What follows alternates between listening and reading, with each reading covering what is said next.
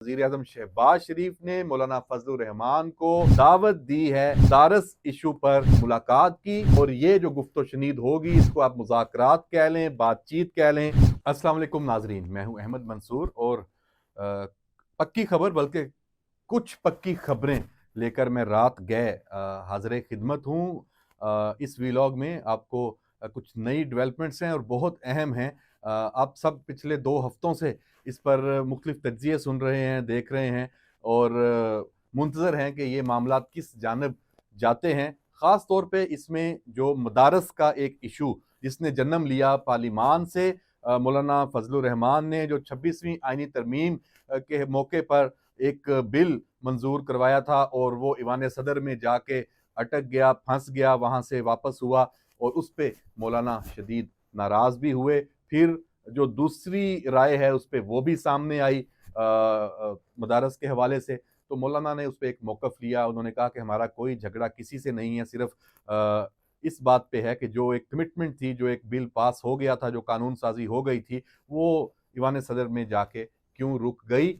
और इसमें जो मौक़िफ़ है हम उस पे नहीं जाते, जो डेवलपमेंट है उस पे हम आपको बताते हैं।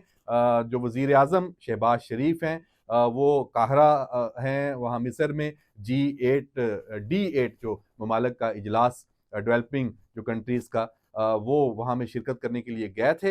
वो अब इस वक़्त जब हम ये वीलॉग आप रिकॉर्ड कर रहे हैं तो वो वहाँ से वापसी का सफ़र उनका शुरू है और जुम्मे को दोपहर 3 बजे एक अहम जो मुलाकात है वो होने जा रही है। वज़ीर-ए-आज़म शहबाज शरीफ ने मौलाना फजलुर रहमान को दावत दी है मदारस इशू पर मुलाकात की, और ये जो गुफ्तो-शनीद होगी इसको आप मुज़ाकरात कह लें, बातचीत कह लें। मौलाना फजलुर रहमान वज़ीर-ए-आज़म के साथ जाएँगे मिलने 3 बजे, और इसमें क्या डेवलपमेंट होगी, क्या पेशरफ्त होगी, वो भी हम आपको बताएँ कि जो हुकूमत की तरफ से मौलाना के साथ जो राब्ता किया गया है इस मुलाकात के हवाले से, उसमें कुछ इब्तदाई बातें हैं वो भी कर ली गई हैं। तो मौलाना फजलुर रहमान ने फिर हंगामी राब्ते किए हैं जो इत्तेहाद तंज़ीमात मदारस जो हैं उनके जो अकाबरीन हैं, जो मुफ्ती जो तकी उस्मानी हैं, और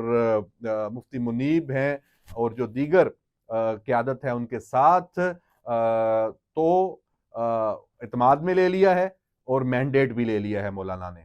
और मौलाना जाएँगे वज़ीर-ए-आज़म के पास जब इस मुज़ाकरात में, तो वहाँ पेशरफ्त किस जानिब होगी ये भी हम आपको बता दें कि वो अपना जो मौक़िफ़ है इस बिल के हवाले से कि उसपे उसका सिर्फ़ गज़ट नोटिफ़िकेशन होना है। दस्तखत वग़ैरह का जो स्टेज है वो गुज़र चुकी है, और अगर कोई और उसमें राय आती है, उसको दोबारा कोई तरमीम है तो उसको अलग से देखना है, तो वो अब जाके देखेंगे कि वज़ीर-ए-आज़म शहबाज शरीफ मौलाना के सामने क्या ऑप्शंस रखते हैं हुकूमत की तरफ से। ख़ास तौर पे वज़ारत-ए-क़ानून का इसमें ज़ाहिर-सी बात है एक अहम रोल है कि कानून साज़ी का मामला है। तो इसमें अगर तो जो मौलाना और इत्तेहाद तंज़ीमात मदारस ने अपना एक फ़ैसला किया हुआ है, उससे मिलता-जुलता मामला होता है तो मौलाना के पास मैंडेट है, कल ये मसला इस मुलाकात में हल हो जाएगा। तय करके उठेंगे। लेकिन अगर उसमें कोई और पेचीदगी आती है या थोड़ा उसमें अमल-दरामद के हवाले से इस मामले को हल करने के हवाले से कोई और राय होती है वज़ीर-ए-आज़म की तरफ से, तो फिर मौलाना वापस मुशावरत के लिए दोबारा अपने जो बाकी अकाबरीन हैं उनके पास आएँगे, वक़्त लेंगे। तो ये बिल्कुल पक्की खबर है। इसमें कोई लगी-लिपटी नहीं है ये मामला। फ्रीकैन हल करना चाहते हैं और ये हल की जानिब है, ये मस्बत पेशरफ्त है। इसमें इस वक़्त तक, अब जब चूँकि ये मुलाकात तय हो गई है, ये कहना कि इस मामले में हुकूमत को कोई प्रॉब्लम होगा कुछ, ये पहले हो जाता। आपको याद होगा कि 17 दिसंबर की तारीख भी आई थी। चूँकि वज़ीर-ए-आज़म का ये दौरा बहुत अहम था मिस्र का, तो इसमें 2 मामलात जो हैं वो अल्तवा का शिकार हुए। एक तो ये, और दूसरा भी उस पे भी हम आपसे बात करते हैं, वो भी बहुत अहम, बल्कि वो भी एक बड़ी खबर है और वो भी पक्की खबर हमारे पास है। इसमें ईवान सदर में आसिफ अली ज़रदारी सदर मुमलिकत वो भी आ चुके हैं इस्लामाबाद। तवील अरसे के बाद वो आए हैं। वो उनका जो फ्रैक्चर हुआ था उसके बाद वो यहाँ नहीं थे, तो अब वो चूंकि आए हैं तो मौलाना हो सकता है उनसे भी मिलने जाएं, बीमार पुरसी के लिए इलाज उनका हुआ है, वो ठीक हुए हैं तो उनकी इयादत के लिए पूछने के लिए, तो उसमें यकीनी तौर पे फिर ये मामला भी जाएगा आएगा कि क्यों यहाँ तक बात पहुंची। तो ये सारे एक इस वक्त आप कह लें कि एक पेज वाले ये लीडर हैं सारे, इतना ज्यादा इशू नहीं है जितना ये बन गया था। ये मामला हल हो जाएगा, इसमें फैटअप शैटअप बाकी चीजें हैं वो भले इसमें हैं, जिस तरीके से हैं उनको भी देख लिया जाएगा। सबने पाकिस्तान का सोचना है, पाकिस्तान से बाहर किसी सियासतदान ने भी नहीं सोचना। जो पाकिस्तान के खिलाफ सोचने वाला है वो तो इस वक्त one and only Imran Khan है, डियाला में है। और मैं ये क्यों कह रहा हूं, अगली खबर की जो तरफ मैं आऊं, जो अमेरिका की तरफ से पाकिस्तान में जो मिसाइल प्रोग्राम है हमारा, जो एक डिलीवरी सिस्टम है, हमारे जो जोहरी असासे हैं उनका, ये भी स्ट्रेटेजिक उसके प्लान का हिस्सा है। मिसाइल जो हमारा प्रोग्राम है उसकी जो कंपनियां हैं 4, उन पे नई पाबंदियां ये आयद की गई। अच्छा, इसको फिर पीटीआई क्लेम कर रही है, उनके जो अकाउंट्स, उनके जो समझे कि माउथ पीसेस हैं, सब क्लेम कर रहे हैं कि ये हमारे जो ओवरसीज हैं ये उनकी कामयाबी है और उसकी वजह से पाकिस्तान का ये नुकसान, पाकिस्तान को ये नुकसान उठाना पड़ा है। और इमरान खान जब ये कॉल देता है सिविल नाफरमानी की, तो वो भी साथ ये कहता है कि भाई इससे पाकिस्तान का नुकसान होगा। तो ये सब पाकिस्तान का नुकसान करने के मिशन पे हैं। इनकी कोशिश है कि पाकिस्तान का नुकसान हो, हुकूमत थल्ले लग जाए। भाई हुकूमत को थल्ले लगाने के लिए आप पाकिस्तान की कीमत पे अपनी सियासत करते हैं। इतनी ज्यादा बेहिसी, इतना ज्यादा आप खुल गए हैं, शर्म नहीं आती आप लोगों को? आप क्या किस किस मुंह से आप ये क्लेम करते हैं कि आप पाकिस्तान के लीडर और पाकिस्तान का अच्छा चाहते हैं? आप हुक्मरान रहे हैं, आप इस वक्त भी एक सूबे में तीसरी टेन्योर है, 15 साल आपकी हुक्मरानी तो सूबे में है। अफसोसनाक ये मामला है। बहरहाल इसमें जो दूसरी जिसमें पक्की खबर है वो है मुज़ाकरात। पीटीआई के मुज़ाकरात, अली मीन गंडापुर की मुलाकात इमरान खान से जेल में फिर हो गई है, सलमान अकरम राजा की भी हुई है। और मुज़ाकरात और सिविल नाफरमानी की जो तहरीक है, इसको इन्होंने आपस में मैच वो इंटरलिंक कर दिया है कि इसको हम डिले करते हैं। एक वो कार्ड के तौर पे खेल रहे हैं, डेटरेंस के तौर पे, कि ना हुए तो हम ये कॉल दे देंगे और ये ओवरसीज पाकिस्तानी इतना नुकसान कर देंगे और फलां कर देंगे। तो आप सिविल नाफरमानी की तहरीक पे अगर जा रहे हैं तो इससे बढ़ के अफसोसनाक और काबिल मुजम्मत फेल कोई नहीं है, और इंशाल्लाह ये नाकाम होगी।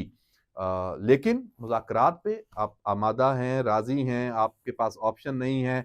आपको पता है कि आपके जो अच्छा फैसला भी आना है वो महफूज हो गया।